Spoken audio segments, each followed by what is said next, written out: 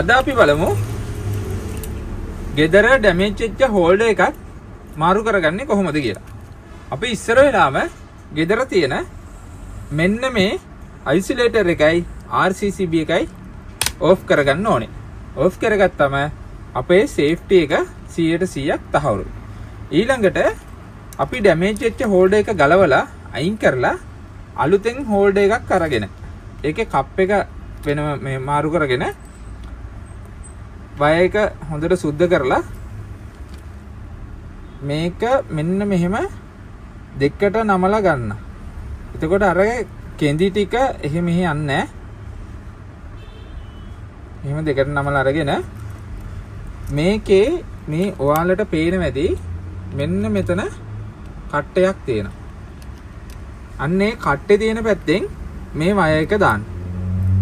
දෙපැත්තෙම දාලා වයර් එක තද කරගන්න. මම මේ කියලා දෙන දේවල් වෘත්තීය ඉලෙක්ට්‍රීෂියන් කෙනෙක්ට අගෞරවයක් නොවේවා කියලා මම ප්‍රාර්ථනා කරනවා. ඒක අනිත් එක මේ වෘත්තීය දෙයක් උගන්වන්න නෙමෙයි මේ සාමාන්‍යයෙන් ගෙදර සරල දෙයක් ඉගෙන ගන්න ආස කෙනෙක්ට පොඩි දේවල් ඉගෙන ගන්න ආස කෙනෙක්ට මෙන්න මේක පොඩි හරි පිටුහලක් වෙයි කියලා මං හිතනවා. අපි අමුණගත්ත මෙන්න මේ වයර් එක හැමතිස්සෙම මේ කට්ටේ තියෙන පැත්තෙන් වයර් එක දාන්න ඕනේ. දැම්මම මෙන්න මේ කට්ටෙට වැටෙන්න වයර් එක දාගන්න.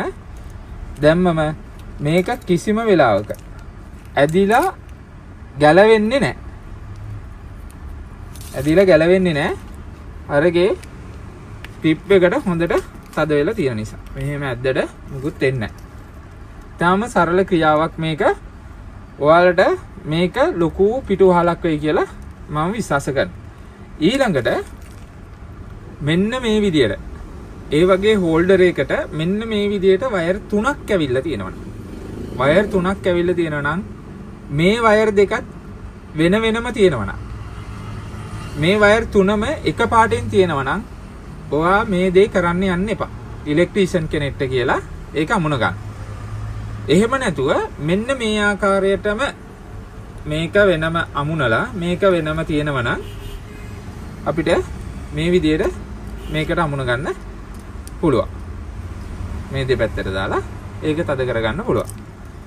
තව දෙයක් ඔයාලට කියන්න ඕනේ ස්ක්‍රූ හෝල්ඩර් එකක් ගත්තාම ඒකේ තියෙනවා මෙන්න මේ එර්ත් එක, ප්ලේස් එක, නියුට්‍රල් එක, ලයින් එක, නියුට්‍රල් එක මෙහෙම තුන තියෙනවා.